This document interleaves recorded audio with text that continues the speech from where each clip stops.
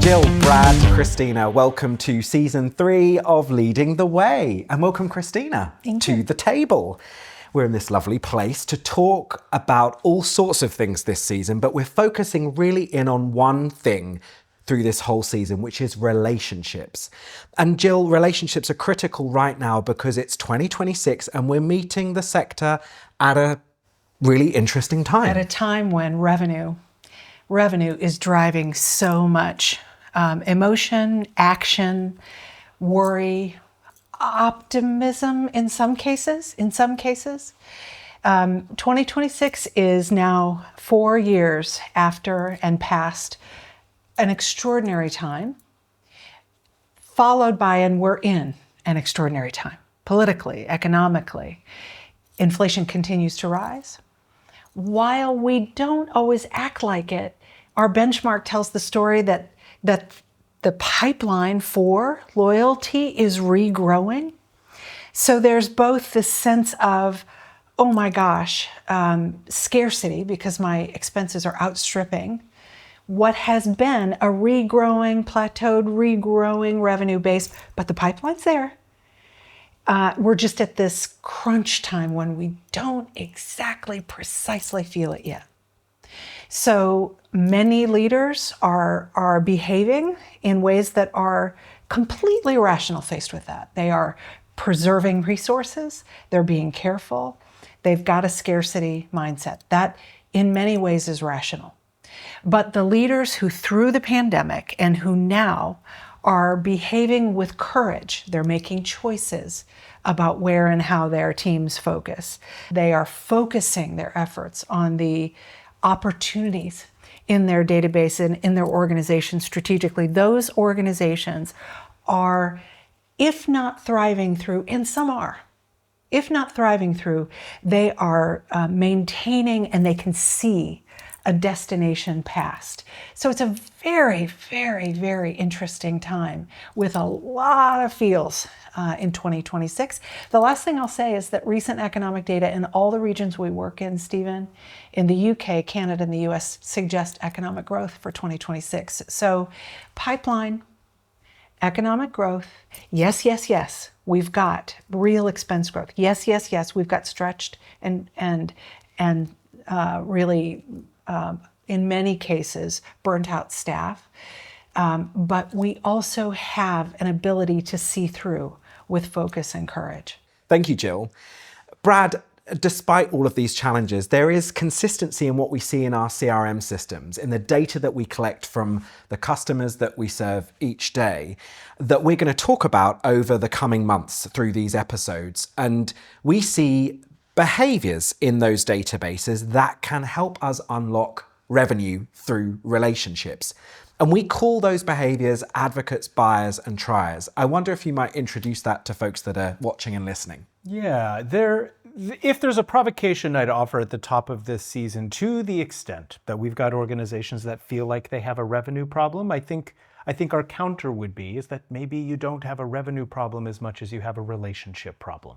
And understanding where you are with your customer relationships, your audience relationships, patron relationships, whatever words you want to use, and we're going to use all of those words over the next few months. Understanding those relationships is key. And so what Advocates, Buyers, and Triers does is it provides a framework for us to be able to understand and measure the strength of the relationships in your database. We're going to be focused on the people you are already in relationship with. We acknowledge there are going to be people who you have not yet encountered in the work that you do that are going to become very important to you in the future. And yes, customer acquisition is always going to be a part of our business. But for this season, our relationship focus is going to prioritize the relationships we already have. They already exist within our database, and understanding these 3 tiers helps organizations guide their focus and know where to make strategic decisions around prioritization, investment of time, and investment of resources. So when we're talking about triers, we're talking about the infrequent attenders, the folks who were mostly first-timers who we're trying to get for the second time, or they're long-lapsed buyers who we are trying to get to the next time that they attend. In the middle are buyers, and this is a much smaller proportion of most databases, but the key to buyers is understanding the magic of and. And that and can mean transaction types or just multiple transactions within a single transaction type. Are they buying tickets and a member? Are they donating and being a subscriber? That's often the behavior that we might see within a buyer. And at the very tippy top of the pyramid are our advocates. And I would say these advocates are our longest relationships and our most valuable relationships that we have. But not all advocates are created equal. And so we don't mean just donors. All advocates are donors, but not all donors are advocates. And so when we study advocates at the very top of the pyramid, what's important across all of this is we're thinking about these relationships holistically. We're thinking about the ticket buying, we're thinking about the frequency, we're thinking about the value of these households, and we're thinking about the donating, the subscribing, and the membership. We're not dividing our relationships by buyer types or by transaction types. We're dividing them by holistic behavior. And so we'll unpack each of those sections of the pyramid and help you understand what are the action points, what are the data points that you can look for between advocates, buyers, and triers. And if I'm a venue, I might be thinking, how do I know who those people are? How do I understand who are my triers, who are my buyers, who are my advocates?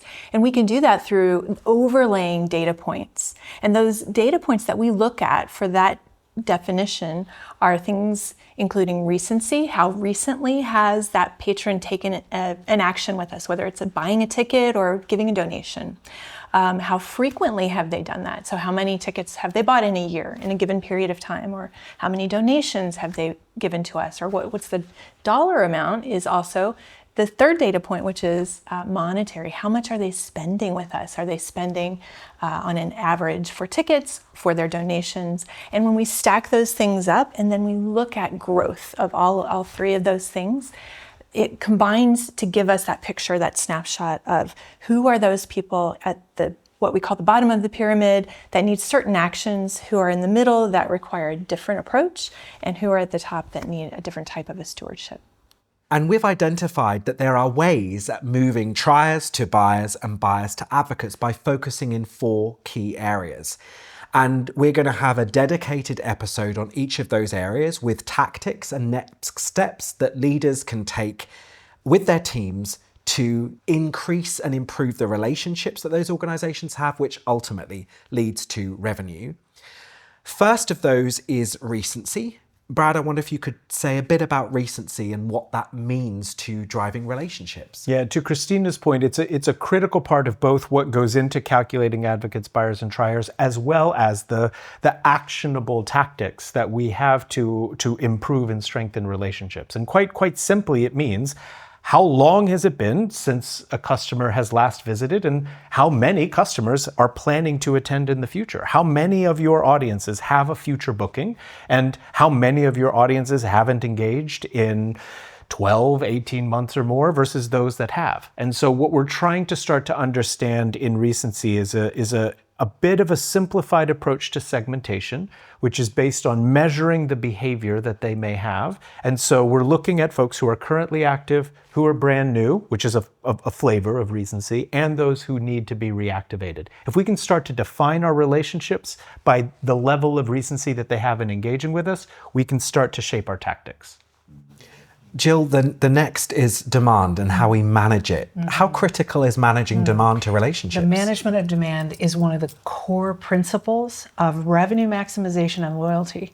And there are really 3 parts of that part of the work.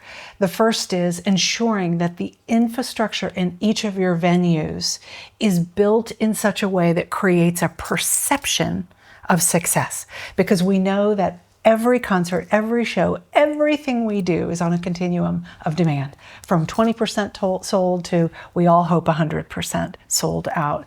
And that perception is so crucial to people's desire to join us, to invest in us, to donate, to participate. So the infrastructure for the perception of success is part 1. Maximizing income right now, that precious revenue is the second piece, and that is about the behaviors in investment, where and when we invest. It's about the behaviors that pace and track revenues. It's about, again, that scale plan and how it's designed so that it grows revenues on an average basis as demand grows. And the third sort of leg of that stool is dynamic pricing, which today has become wildly more interesting because of the advent of software and technology that automates, thankfully. Our clients have been doing dynamic pricing since the late 90s manually. And the ability now to use technology to both sense check opportunities much earlier in the cycle and also know whether we need to dynamically price up or down, and both are needed, is the third part of this management of demand. Now, with tracking revenues comes the process of budgeting. And we have a view on that, how relationships can combine into the budgeting process, which we call people-based budgeting. Brad. Yeah, people-based budgeting is a response to what we've seen in the field perhaps become a bit of shortcutting when it comes to setting our targets and setting our budgets. And what I mean by the shortcoming is we often, in these processes, have been only focusing on the financial value, the financial outcome of whether that's your donations, your membership, your ticket sales. Targets have been primarily set by focusing on that financial value, and how those values are intended to evolve over time as we move from one budget cycle or one season to the next has been basically focused on, well, how much is that budget, that financial number going to go up, or how much is it going to go down? And we've done this shortcutting without really interrogating or understanding what are the behaviors or the mechanisms underneath that actually are going to drive that increase or decrease in the financial value. And so what that means is we kind of have to go all the way back to the core relationship and use that as the starting place of our budgeting process to understand who are the people who are doing what type of behavior, at what level of frequency, at what monetary value, to arrive at, in a very kind of simple mathematic formula, how we get to that revenue number. And when we can see all of that laid out, we now have variables that we can influence that will, when we do, impact the end result of what that financial number is. And we can steer our teams to each step along the equation in order to try to impact the desired outcome on that financial side. And so we'll lay that out and we'll understand what are the different ways in which we can leverage people-based budgeting to hopefully provide more clarity and more strategic focus in what is ultimately going into those really important financial targets. Thank you, Brad. The last element of this is discipline. Christina. Well, I would say that all of the things that we're talking about here may be new concepts for us. Even looking at the data points, knowing what to look for, and looking at it regularly and using that information to make decisions is really important. And we're introducing change to the organization. And the key to success is discipline around those practices. And I like to think about change management. Change is like taking a rubber band and stretching it. And if you just release it and you don't keep stretching it, it's going to collapse right back into the shape that it was in before. But if you stretch that rubber band and you put a tennis ball inside of it, then it's going to keep its shape. So the discipline is the tennis ball. The discipline is rigor around regularly meeting every week to look at your data to decide then in an agile way, how are you reacting to that data? And discipline around all of the different structures and opportunities that we identify and then put tactics behind them. Thank you, Christina. So recency, demand, people, and discipline. Jill, we often get asked what's new and different from TRG. What's new in 2026 TRG? What can people expect from this season? We get asked what's new all the time. Let me first describe what isn't new.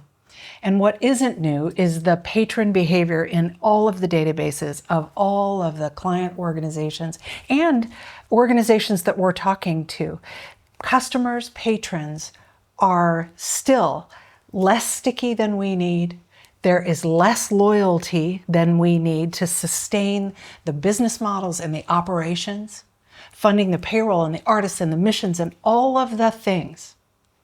That behavior requires recurring, predictable, project-onable in our multi-year budgets, patronage, and revenue.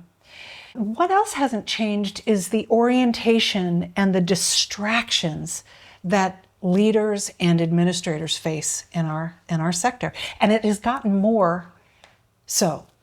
The pandemic, the environmental factors, the political factors have stretched the field more than ever at a time when focus is required more than ever.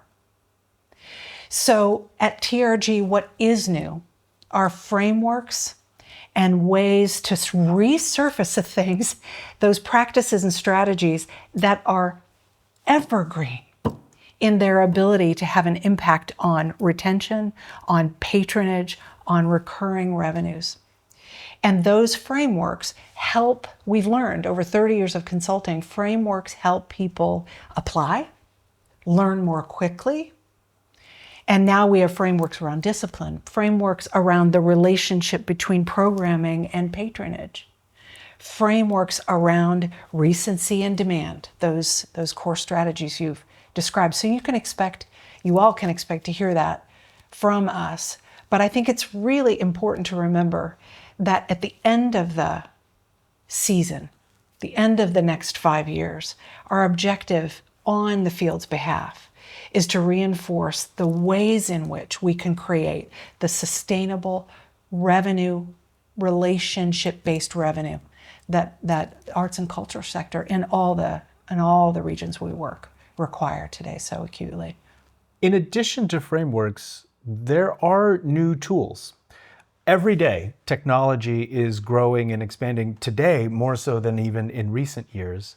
And so there are tools that both TRG and our partners are bringing to this work that are meant to, and we've seen evidence of, freeing up human resource on things that used to require much more of our team's time. There are elements of this work that have become more efficient and more sophisticated through software and technology that is actually freeing up capacity for our teams to focus on the relationships, to let the humans in your team do the work that humans are optimized to do, and to let software do the work that software is optimized to do.